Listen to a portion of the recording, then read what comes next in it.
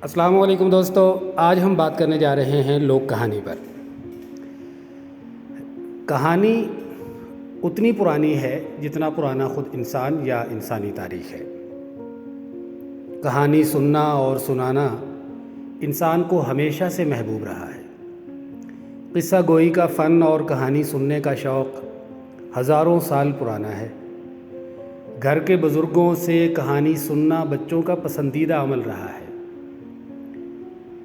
رات ہوتے ہی بچے گھر کے بزرگوں کے گرد جمع ہو جاتے اور کہانی سنتے۔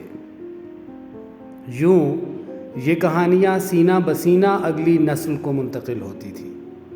ان کہانیوں کو لوک کہانیاں کہتے ہیں۔ لوک کہانی تحریری شکل میں نہیں ہوتی۔ یہ کہانیاں سینہ بسینہ ایک نسل سے دوسری نسل تک منتقل ہوتی ہیں۔ لوک کہانیاں کسی بھی زبان، معاشرے اور تہذیب کا قیمتی سرمایہ ہوتی ہیں۔